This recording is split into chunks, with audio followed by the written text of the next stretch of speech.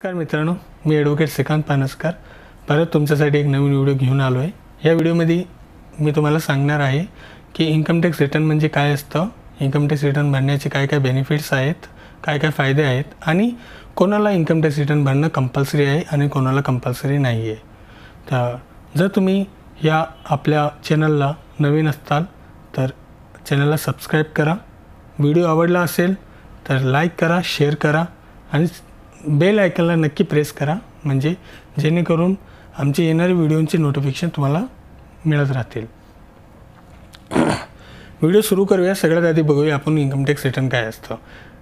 जेव्हा आपला income tax स्लॅबला cross करतो, जी एक्झम्पशन लिमिट आहे त्याला क्रॉस करतो, तर जी एक्स्ट्रा अमाऊंट आपण अर्न केली, कमवली, त्याच्यावर आपल्याला इन्कम टॅक्स द्यावा लागतो। म्हणजे समजा फायनान्शियल इयर 2019-20 मध्ये इन्कम टॅक्स डिपार्टमेंट जेव्हा स्लॅब देतो त्या स्लॅबप्रमाणे जर आपला एक्झम्पशन लिमिट म्हणजे ज्या लिमिटपर्यंत आपल्याला टॅक्स द्यायचा नाही आहे ती जर समजा 2.5 लाख रुपये आहे, म्हणजे 2.5 लाखापर्यंत मला टॅक्स नाही द्यायचा आहे, तर त्या कंडिशनमध्ये 2.5 लाखाच्या वरती जे पण अमाऊंट असेल त्याच्यावर मला इन्कम टॅक्स स्लॅबप्रमाणे टॅक्स द्यायचा आहे। एक्झाम्पल घेऊया। एक्झाम्पल म्हणजे समजा माझा टोटल इन्कम जो आहे तो 3 लाख रुपये आहे आणि माझं एक्झम्पशन लिमिट 2.5 लाख रुपये आहे, म्हणजे 2.5 लाखापर्यंत मला टॅक्स नाही द्यायचा आहे, पण जे वरती जी अमाऊंट आहे 3 लाख मायनस 2.5 लाख 50,000 रुपये त्या अमाऊंटवरती मला 5% टॅक्स द्यायचा आहे। म्हणजे 50,000चे 5% किती झाले, हे झाले 12,500, म्हणजे 12,500 रुपये मला टॅक्स भरायला येणार आहे। हे सगळी कॅल्क्युलेशन म्हणजे 3 लाख मायनस 2.5 लाख राहिले 50,000 त्याच्यावर 5%, हे सगळे कॅल्क्युलेशन जे आहे ते इन्कम टॅक्स रिटर्नमध्ये दाखवलं जातं आणि त्यासाठीच इन्कम टॅक्स रिटर्न भरले जातं। म्हणजे इन्कम टॅक्स रिटर्न म्हणजे थोडक्यात काय झालं, जेव्हा माझा इन्कम 2.5 लाखाला क्रॉस करतोय, त्या जी एक्सेस अमाऊंट जी माझी आहे, जी जास्तीची अमाऊंट आहे, त्याच्यावर जो मला टॅक्स भरायला येणार, ही जी सगळी कॅल्क्युलेशन आहे ती दाखवली जाते इन्कम टॅक्स रिटर्नमध्ये। तर आपण आता बघणार आहे की इन्कम टॅक्स रिटर्न फाईल करण्याचे बेनिफिट्स काय काय आहेत। याचे मी 10 बेनिफिट्स तुम्हाला सांगणार आहे।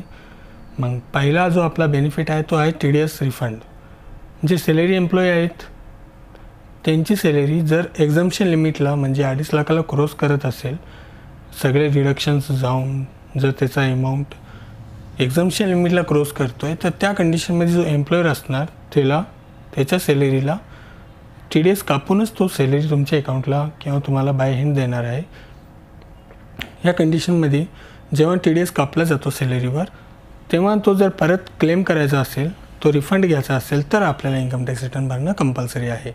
तेच जर बिझनेस रिटर्नच्या बाबतीत गेलो, कोणी कॉन्ट्रॅक्टर असेल मोस्टली, तर त्या कॉन्ट्रॅक्टरला जर समोरच्या पार्टीने पेमेंट करताना TDS कापून पेमेंट केलं आहे आणि त्याला जर तो TDS क्लेम करायचा असेल, तर त्याला इन्कम टॅक्स रिटर्न फाईल करावी लागणार आणि त्याच्यात दाखवावं लागणार की माझी इन्कम जी आहे ती एक्झम्पशन लिमिटला क्रॉस नाही करत आहे, किंवा मला एवढा टॅक्स भरायला येतो आहे, त्यातून माझा एवढा TDS ऑलरेडी कापला गेला आहे आणि आता मला एवढा टॅक्स भरायचा आहे। समजा माझा TDS कापला गेला आहे 20,000 रुपये, मला टॅक्स भरायला येतो 10,000 रुपये आणि मला 10,000 रुपये आता रिफंड पाहिजेत। ही सगळी गोष्ट जेव्हा मला दाखवायची असणार डिपार्टमेंटला, तेव्हा त्याच्यासाठी एक फॉर्म आहे, त्या फॉर्मलाच म्हणतात इन्कम टॅक्स रिटर्न, आणि त्यासाठीच जर तुम्हाला TDS कापला गेला आहे तर TDS रिफंडसाठी तुम्हाला इन्कम टॅक्स रिटर्न फाईल करणं कंपल्सरी आहे। दुसरी गोष्ट आहे आपली सेट ऑफ लॉसेस किंवा कॅरी फॉरवर्ड लॉस।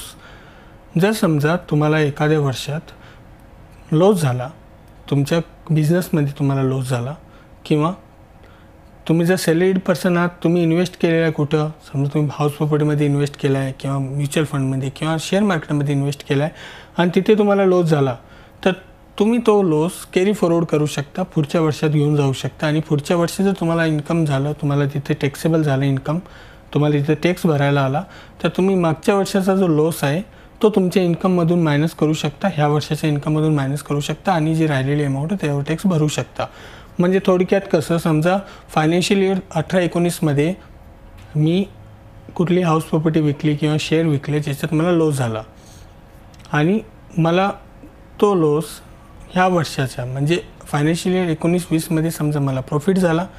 आता जर मला माझी इन्कम कमी करायची असेल किंवा मला जो तो लॉस आहे तो सेट ऑफ करायचा आहे, तर मला सगळ्यात आधी 18-19मध्ये इन्कम टॅक्स रिटर्न फाईल करावं लागणार. जर माझं 18-19 रिटर्न फाईल केलेलं आहे, जिथे मी लॉस दाखवला आहे, तरच 19-20च्या रिटर्नमध्ये मला तो सेट ऑफ करता येणार, तो लॉस मला कॅरी फॉरवर्ड करता येणार आणि ह्या वर्षाच्या इन्कममधून मला तो मागच्या वर्षाचा लॉस कमी करून नंतर मी टॅक्सची कॅल्क्युलेशन करणार. ह्या सगळ्या गोष्टी केव्हा होणार? जेव्हा तुम्ही इन्कम टॅक्स रिटर्न 18-19चं फाईल करणार, तेव्हा 19-20च्या रिटर्नमध्ये तुम्हाला ते क्लेम करता येणार. तिसरी गोष्ट आहे आपली विजा प्रोसेसिंग. जेव्हा पण तुम्हाला आउट ऑफ इंडिया जायचं आहे, तुम्हाला विजा कंपल्सरी आहे आणि जेव्हा विजा लागतो तेव्हा विजा प्रोसेसिंगच्या टायमिंगला विजा इंटरव्ह्यूमध्ये तुम्हाला तुमची इन्कम विचारली जाते, तुम्ही किती महिन्याला आता किती कमवत आहे. तर त्या कंडिशनमध्ये इन्कम टॅक्स रिटर्न जर तुमच्याकडे असेल तर तो विजा इंटरव्ह्यू सोप्या पद्धतीने क्लिअर होतो, तुम्हाला अडचण होत नाही आणि त्यासाठी विजा प्रोसेसिंगसाठी पण ITR एक खूप महत्त्वाची गोष्ट आहे. चौथी गोष्ट आहे आपली हाय लाईफ कवर पॉलिसी. जेव्हा पण तुम्हाला हाय लाईफ कवर घ्यायचा आहे, हाय लाईफ कवर कधी असतो? जेव्हा तुमची पॉलिसीची अमाऊंट, तुमच्या लाईफ पॉलिसीची अमाऊंट 50 लाख किंवा 50 लाखाला क्रॉस करते, तेव्हा ती हाय लाईफ कवर पॉलिसी बोलले जाते, त्याला हाय लाईफ पॉलिसी बोलतात. मग ह्या कंडिशनमध्ये ITR कशी कंपल्सरी आहे?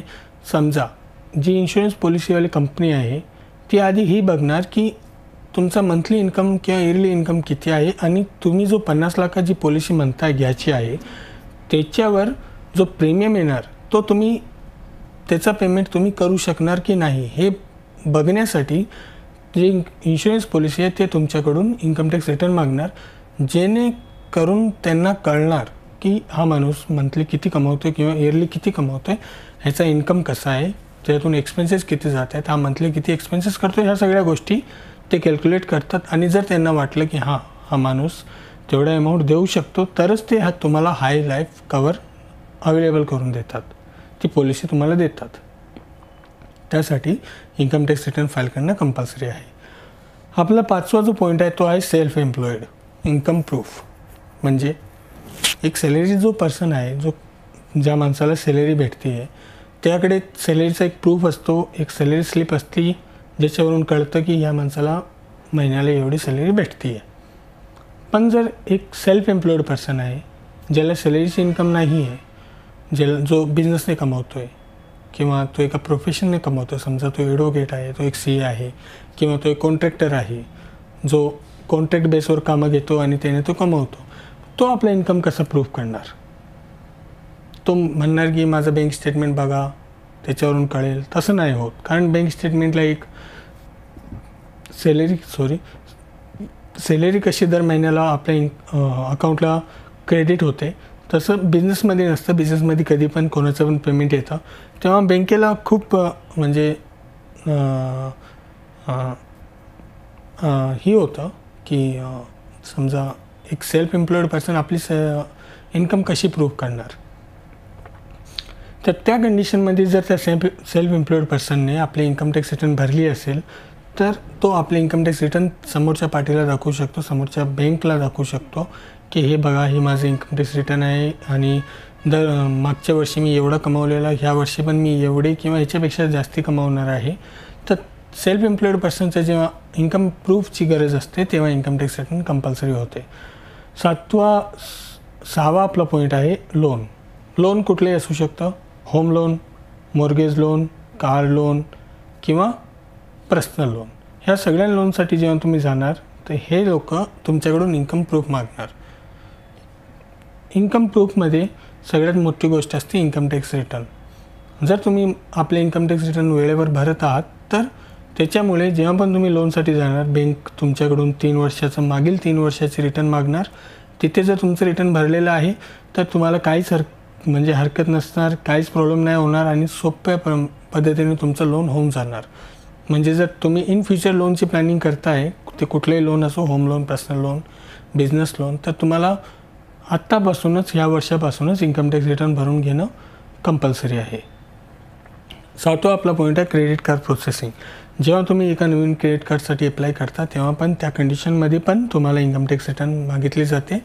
क्रेडिट कार्ड देणारी कंपनी तुमच्याकडून इन्कम टॅक्स रिटर्न मागते आणि त्या इन्कम टॅक्स रिटर्नवरून पण तेच गोष्टी बघतात की समजा मी ह्या माणसाला 40,000, 50,000चं क्रेडिट दिलं, तर हा माणूस तेवढा अमाऊंट परतफेड करण्याची त्याची कॅपॅसिटी आहे की नाही हे त्या इन्कम टॅक्स रिटर्नवरून ठरवलं जातं.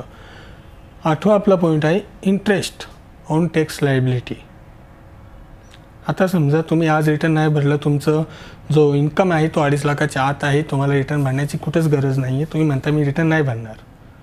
पण इन फ्युचर समजा तुम्हाला होम लोन घ्यायचं आहे, बिझनेस लोन घ्यायचं आहे आणि तुम्हाला आत्ता रिटर्नची गरज पडली, बँक म्हणते की रिटर्न पाहिजे 3 वर्षाचं, मग तुम्ही काय करणार?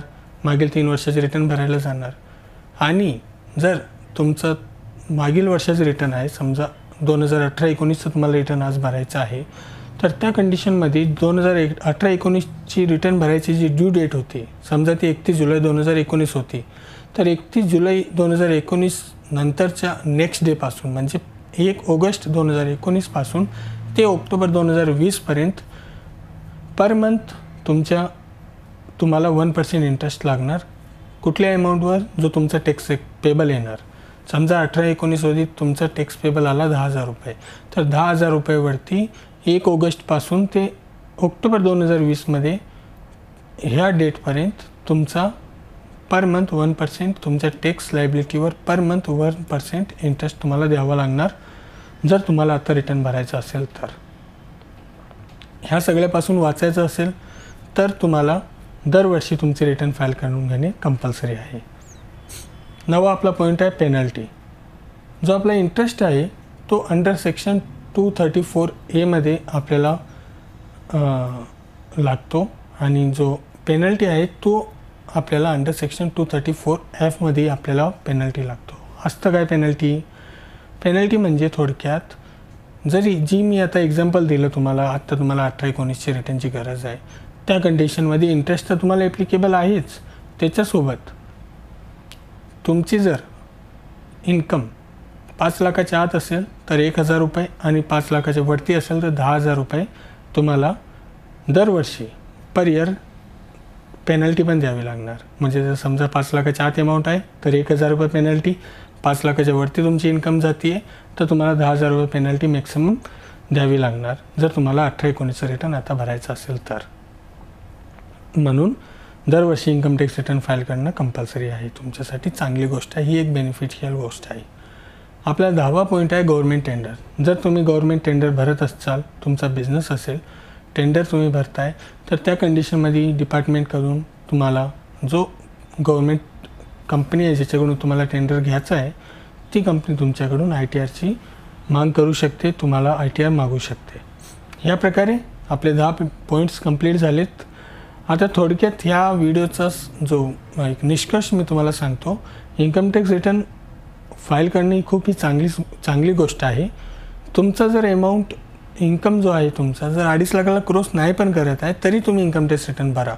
बिकॉज जेव्हा पण इन फ्युचर तुम्हाला लोनची गरज असेल किंवा तुम्ही विजाला जात आहे, आउट ऑफ इंडिया जात आहे किंवा तुम्हाला लॉस झाला आहे मागच्या वर्षात, तर ह्या सगळ्या गोष्टींसाठी जे बेनिफिट तुम्हाला सांगितले त्या सगळ्यांना समोर ठेवून तुम्हाला इन्कम टॅक्स रिटर्न फाईल करून घेणं खूप गरजेचं आहे.